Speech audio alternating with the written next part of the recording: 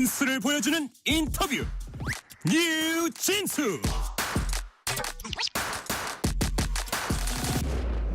민주당 대선 후보로 선출된 이재명 후보가 본격적인 대선 행보를 시작했습니다. 더 속도를 내고 있습니다. 이 후보는 선출 직후 모든 국민의 후보를 자처하면서 보수, 중도층 표심 확장에 나서고 있습니다.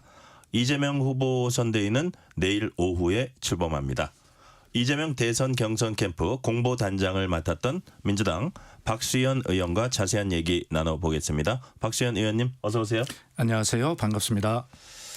자, 지금 오늘 오후에 조금 전에 들어온 소식부터 조금 얘기를 해볼게요. 예. 이재명 민주당 대선 후보 공직선거법 위반 혐의 사건 상고심이 모레 5월 1일 오후 3시에 선고됩니다. 예, 그 얘기 들으시고 이거 너무 빠르지 않나 생각하셨나요? 그렇습니다. 지금 의원들이 좀 정말 너무 빠른데? 라고 네. 지금 술렁술렁 하고 있는 그런 네. 와중에 제가 지금 출연을 했거든요. 그러니까요. 예. 그래서 야 과연 이 의미가 이렇게 빠른 의미가 뭘까 좀 생각하셨을 것 같아요. 그렇습니다.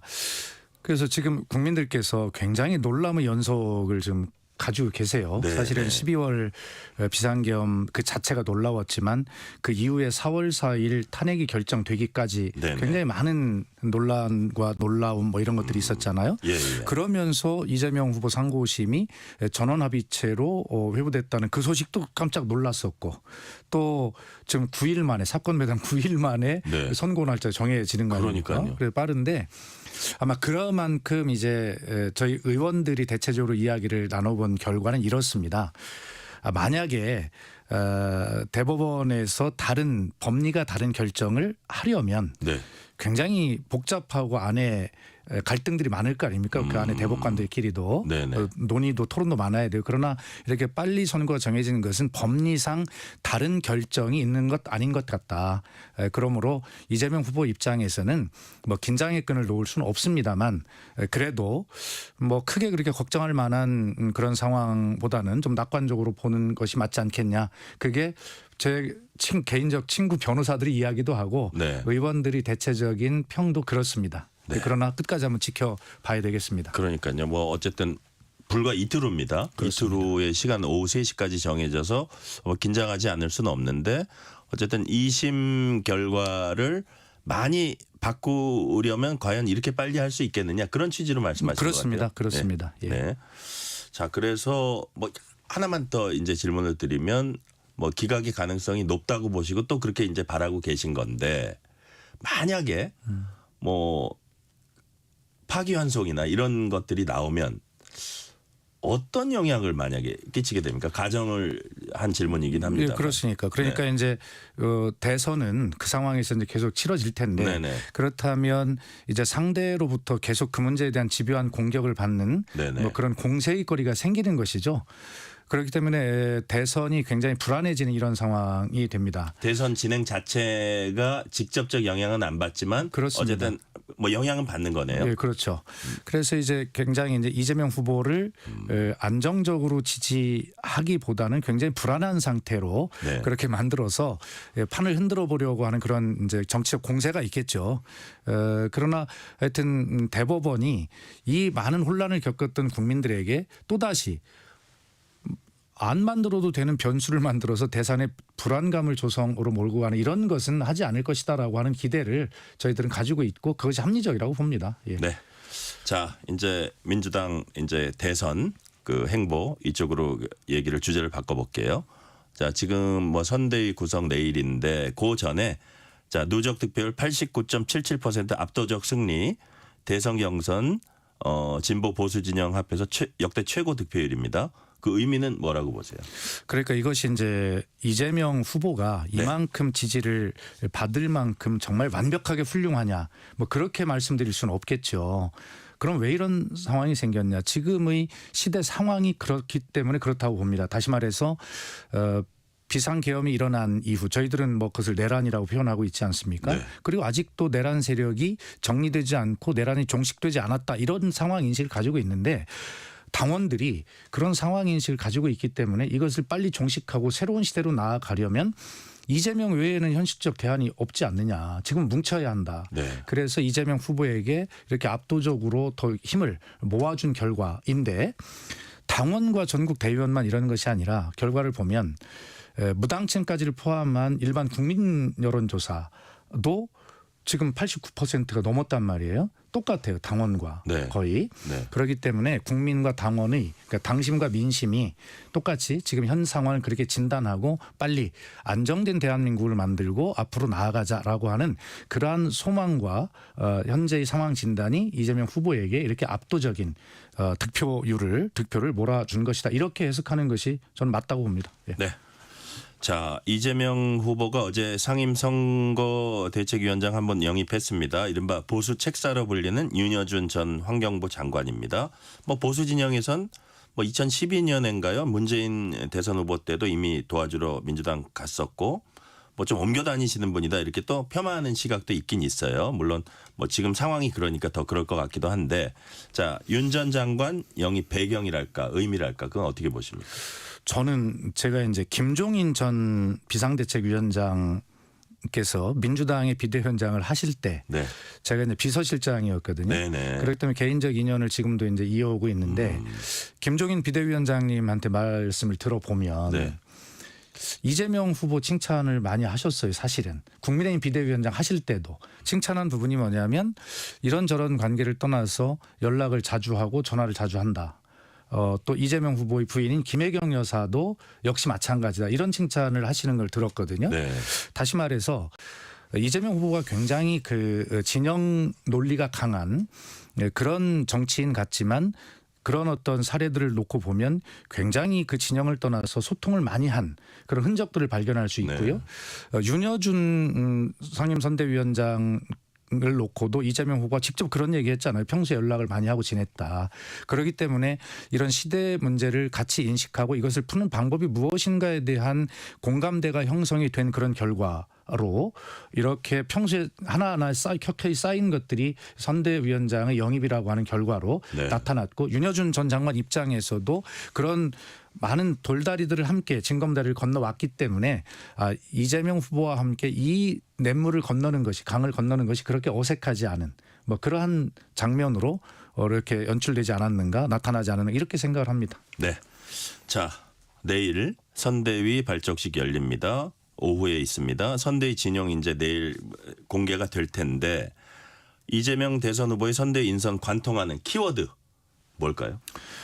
전체가 지금 통합 아니겠습니까? 수락연설에서 통합이라는 키워드를 14번 희망을 막 10차례 이상이 썼다는 것인데 그 보수논객인 정규재 씨인가요? 그 네. 페이스북에 보니까 이재명 후보의 수락연설에 없는 단어가 3개가 있다. 그것이 뭐냐면 타도, 윤석열, 국민의힘 이 3개가 없다 이렇게 돼 있거든요. 네, 그 네. 자리를 통합과 희망과 뭐 이런 것들이 이제 채운 것이죠. 그만큼 이재명 후보 본인도 이야기했습니다만 이제 나는 민주당만의 후보가 아니라 국민의 후보이고요. 또 만약에 대통령이 된다면 대통령은 이 갈라진 국민을 통합하고 거기서 나오는 원동력, 힘을 가지고 이재명 후보가 주장한 K 이니셔티브, 세계 선도국가를 만들기 위해서 앞으로 나가야 된다. 이런 이야기를 하고 있지 않아요? 그렇기 때문에 이 선대위도 또 경선 캠프도 그렇게 구성을 했지 않습니까? 뭐 네. 대표적인 뭐 친문으로 평가받는 저를 공보단장을 시켰으니까요. 이번 선대위도 역시 그런 것일 거고요. 그런 측면에서 지금 말씀하신 윤여준 전 환경부 장관의 상임선대위원장 기용이라든가 또 뭐 강금실 전 장관의 기용도 지금 이야기가 나오고 있잖아요. 네네. 네. 그다음에 박용진 전 의원. 예. 사실 어떤 언론에서는 다 좋은데 박용진 전 의원 그리고 비명 행사의 대표적 대명사로 알려져 있는 네네.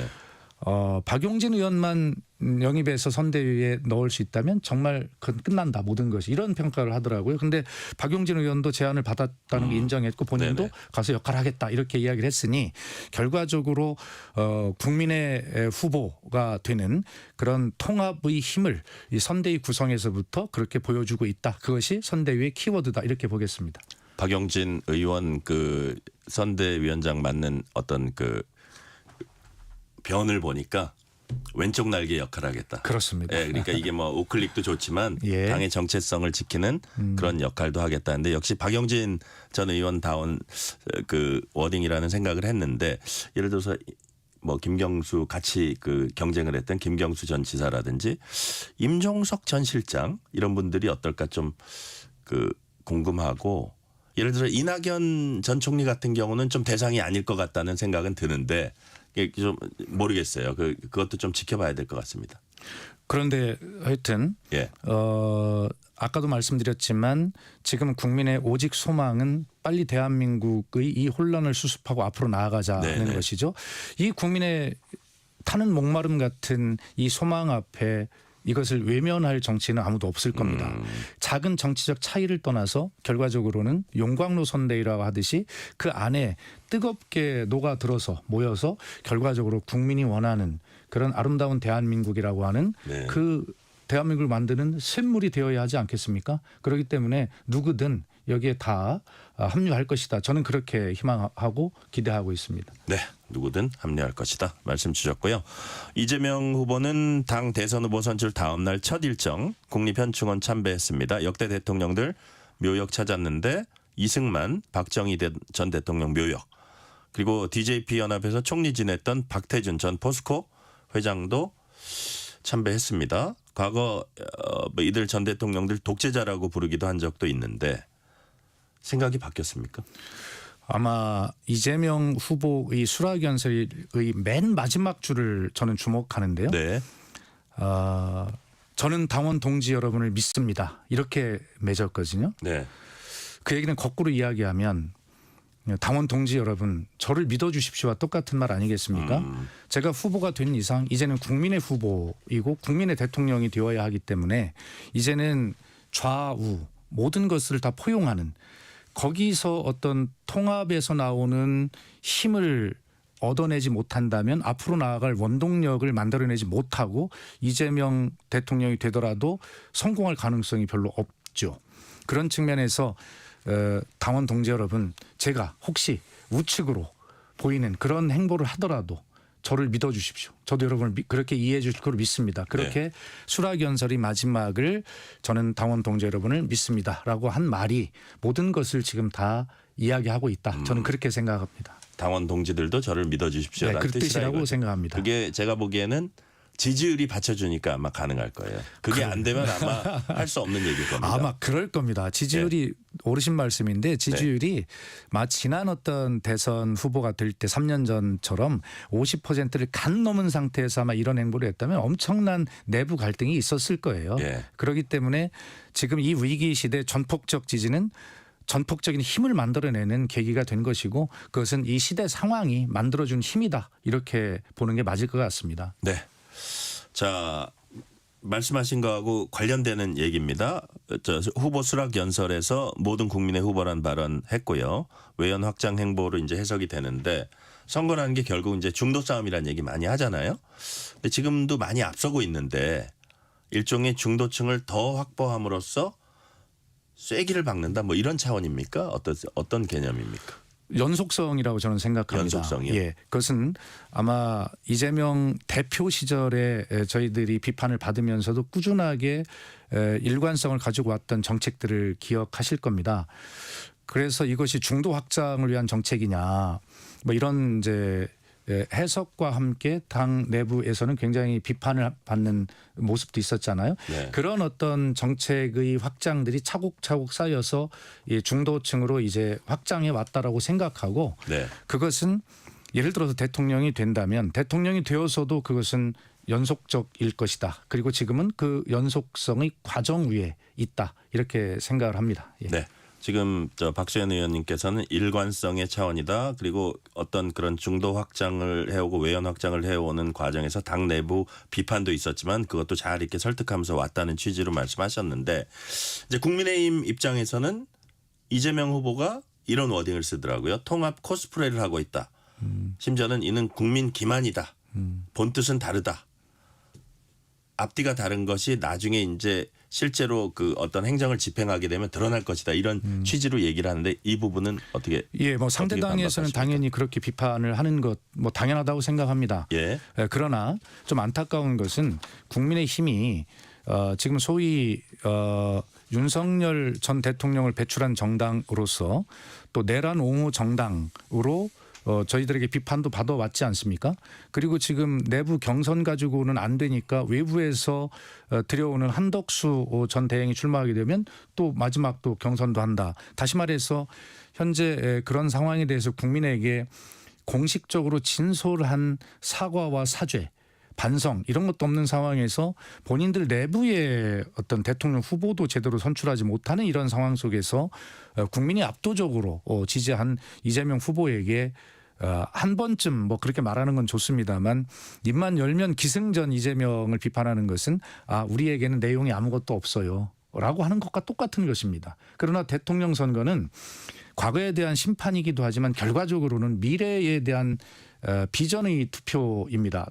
국민이 우리를 얼마나 누가 잘 살게 해줄 것인지 그리고 대한민국을 어떻게 세계 국가로 끌고 갈 것인지 이걸 보고 판단하는 것이지 과거를 보고 뭐 비난하고 비판해서 되는 게 아니거든요. 그래서 국민의힘 적어도 이재명 후보가 선출된 날 하루만큼은 축하한다는 말 한마디쯤은 던질 수 있는 그런 정당이길 바랐는데 그런 모습을 보여주지 않은 점에 대해서 좀 유감스럽게 생각합니다. 예. 네. 한마디도 안 나왔었군요. 자, 후보 등록 5월 10일, 5월 11일 뭐 이런데 등록까지 한 2주 정도 남았는데 이 기간에는 이제 그 본선이 막 시작되기 직전 그 기간에는 어떤 부분에 좀 집중하실 것 같아요? 당연히 이번에는 지금 현재 국민들께서 굉장히 민생이 어렵고 대한민국이 눈 떠보니 선진국이었다라고 자부심을 가지고 있던 나라에서 눈 떠보니 후진국이 되었네라고 하는 뭐 이런 문제들이 있죠. 더구나 지금 세계는 문명사적인 변화를 인류는 겪고 있어요. 소위 AI라고 하는 것이죠. 지난 3년 동안 사실 이 분야에 대해서 우리가 많이 뒤처져 있던 것들이 사실입니다. 그렇기 때문에 지금 국민의 걱정은 어떻게 여기에서 주저앉지 않고 지금까지 해왔던 이 발전의 속도를 우리가 가져갈 거냐 회복할 거냐라고 하는 것이거든요. 네네. 그렇기 때문에 이재명 후보는 이제 다른 당의 후보와 차별화하는 선거 전략에서도 그렇지만 국민의 이 타는 목마름 같은 이 소망에 걱정과 우려에 응답하는 책임감에서도 결과적으로는 지금 이 시대 이 인류 문명사적인 변화의 시기를 맞이해서 어떻게 정책과 비전을 가지고 갈 거냐라고 하는 것을 지금까지 해왔듯이 따박따박 해 갈 것인데 네. 지금 경선 중에는 사실 제목 정도만 발표해본 수준이거든요. 이제는 그걸 좀 더 구체화해서 이것이 현실화, 실현될 수 있겠다라는 실현 가능성에 대해서 국민에게 확신을 주는 그런 기간으로 이제 삼게 될 것입니다. 공약을 그냥 내거는데 그치지 않고 이게 왜 실현 가능한지까지 설득을 하겠다. 그렇습니다. 그런 말씀이시네요. 예, 예. 자, 그리고 이제 이재명 정치 보복 관련해서 이재명 후보는 정치 보복 해본 적도 없고 당연히 앞으로도 하지 않을 것이다 이렇게 말씀을 하고 있거든요. 근데 이제 비판론자들은 그 이른바 이제 비명 행사 공천을 언급한다든지 아니면 예를 들어서 그 체포동의안 그가 관련해서 뭐 검찰과 비명계 어떤 그 내통설이라 할까요? 약간 그런 취지로 들릴 수 있는 그런 발언들을 거론하면서 권력을 잡으면 어떤 형태건 정치 보복을 할 거다 이렇게 주장하는 분들도 있거든요. 네. 이 부분은 어떻게 또 설득을 해야 될까요? 예. 그 경선 과정에서 이재명 후보가 네. 김경수 후보에게 정치 보복 없다라고 이야기를 해도 안 믿어주는 분들이 있다. 예. 이걸 어떻게 설득할 좋은 방법이 없겠냐라고 질문하는 과정이 기억나실 겁니다. 예. 그만큼 이재명 후보의 정치 보복에 관한 문제는 본인이 치가 떨리고 지긋지긋하게 당한 사람인데 그것을 하겠냐. 그 이야기는 제가 개인적으로도 이재명 당 대표가 네. 대표 시절에 저에게 개인적으로도 그런 얘기를 한 적이 있어요. 나는 정치 보복 같은 건 절대 안 할 거야 라고 둘이 그런 얘기도 한 적이 있거든요. 뭐 제가 개인적으로 이런 경험을 말씀드린다고 해서 그것을 믿으실 수는 없겠으나 그러나 김대중 전 대통령이 자기를에게 사형 선고까지 내렸던 전두환 전 대통령을 네. 용서했던 이런 어떤 일화를 우리 민주당은 소중한 가치로 당 대표, 대통령 후보부터 당원까지 그렇게 그런 가치를 가지고 있는 정당원인 걸 자랑스럽게 생각하고 있습니다. 그리고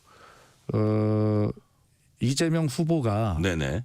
이 문제에 대해서 저는 아마 역사를 좀 쓰고 싶은 위대한 정치인으로 기록되고 싶은 개인적 욕심에서라도요. 정치 보복 절대 안 하는 넬슨 만델라나 김대중 대통령이나 이 뒤를 잇는 위대한 정치인으로 자리매김하고 있는 개인적 욕심에서라도요 정치 보복 안 하는 모범을 보여가지고 아마 그런 새로운 정치의 장을 쓰지 않을까 그렇게 기대하고 있습니다. 네. 네. 보수 진영에서는 뭐 이재명 대표가 대통령 돼서는 안 된다 이러면서 반 이재명 빅텐트 얘기가 나오고 있습니다. 뭐 예를 들어서 그 기본적으로는 국민의힘 후보와 그다음에 뭐 한덕수 대행 간의 단일화, 뭐 이준석, 심지어는 뭐 이낙연 전 총리 얘기까지 나오고 있는데 그 성사 여부랄까 그 성공 여부 어떻게 전망하세요? 그러니까 빅텐트, 제3지대 이 두 가지 용어를 대선 때마다 우리 국민이 많이 들어오셨지만 실제로 그것이 실현되는 것을 보신 적은 없습니다. 네네. 굉장히 한 30%대의 지지를 받는 당 밖의 후보와 단일화 이런 것들을 통해서 아마 집권에 성공한 경우는 있어요. DJP 연대라든가 뭐 노무현 정몽준의 뭐 연대라든가 물론 드라마틱한 요소가 있었지만 그러나 소위 지금 이야기하는 제3지대의 출현 그다음에 빅텐트 이것은 성공한 적이 없습니다. 네. 그래서 민주당에서는 자꾸 빈텐트라 그러더라고요. 그래서 빅텐트를 예, 예. 우리는 빈텐트라고 하고 네네. 지금 국민의힘은 모든 영혼까지 끌어모아야 된다. 그래 영끌을 해야 된다라는 표현까지 하던데 영혼이 있는 영혼을 끌어들여야지 빈 영혼을 끌어들이면 뭐 하겠습니까? 지금 많은 부분들을 앵커께서도 열거하셨지만 네. 그것이 이 시대 정신을 대변할 수 있고 국민의 여망을 아마 받아 안을 수 있는 그러한 영혼들일까라는 생각을 해보면 허망한 일이다 이런 생각이 듭니다. 진보 진영 단일화 움직임 좀 있습니까? 지금 상황이 어떤지 모르겠어요. 글쎄 아마 그 이야기에 대해서는 어쨌든 원탁회의라는 것을 이미 네. 이제 만들어서 운영을 해왔기 때문에 네네. 어떻게 될지는 모르겠습니다만 다시 말해서 지금은 어느 때보다 정권 교체에 대한 국민의 열망이 높고 그것을 통해 새로운 나라를 만들어야 된다는 그런 시대 정신이 있기 때문에 아마 꼭 무슨 후보 단일화나 이런 네네. 것이 아니더라도 뭐 정책 연대나 이런 것들을 통해서 결과적으로는 정권 교체를 더 가능성을 높일 수 있는 방향으로 잘 가지 않겠는가? 그것이 국민의 요구다 이렇게 생각합니다. 네. 이낙연 전 총리가 보수진영 빅텐트에 참여할 수 있다는 보도 이제 나오는데 이게 아마 정대철 헌정회장이 내가 뭐 그런 얘기 들었다 이런 말씀을 좀 하셨나 봐요. 그래서 이런 부분 뭐 현실화될지 모르겠습니다만 진성준 정책위 의장도 되게 그런 일 없을 거라고 얘기를 하시는데 그 박 의원님께서는 어떻게 보세요? 예, 이낙연 전 총리께서는요 늘 강조하시는 게 선친을 강조하셨어요. 네네.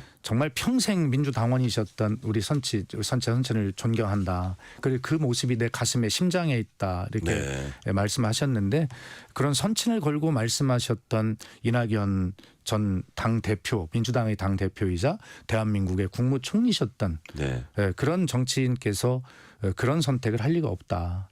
당신의 평생의 정치적 영혼을 파는 일인데 그거 쉽게 하시겠습니까? 저는 그러지 않으실 거라고 진성준 의장과 같이 똑같이 기대합니다. 자, 마지막 질문 드리기 전에 네. 국민의힘 최종 경선에 김문수 한동훈 후보 오늘 진출했습니다. 네. 이 부분 어떻게 평가하세요? 뭐 저는 예상했습니다. 그러세요? 애초에 개인적으로 바라기는 이 탄핵에 반대하는 후보는 최종에 올라오면 안 된다라고 하는 당위적 개인적 주장을 전 하고 있었습니다만 그것은 현실적으로 실현될 가능성이 없고 탄핵 찬성 후보, 탄핵 반대 후보 하나씩 올라올 걸 예상을 했고요.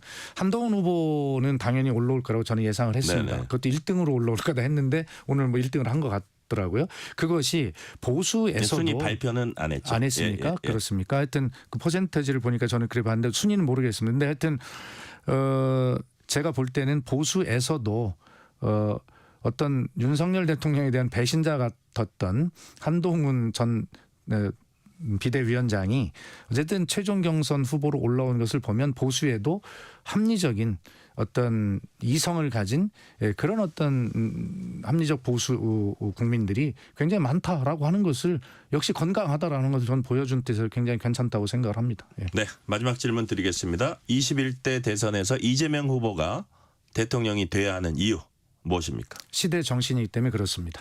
지금 대한민국이 불법 비상계엄 21세기 대한민국에서 이런 일이 일어날 거라고 누가 예상했습니까? 충격이 그만큼 컸습니다. 많은 것들이 흔들렸습니다. 그러나 얼마나 위대하게 싸운 민주주의이고 대한민국의 저력입니까?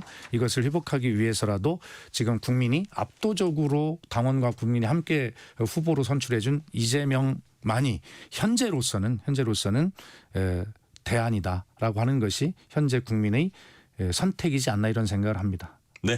오늘 말씀은 여기까지 듣겠습니다. 지금까지 민주당 박수현 의원이었습니다. 의원님 말씀 감사합니다. 감사합니다. 편지 왔습니다.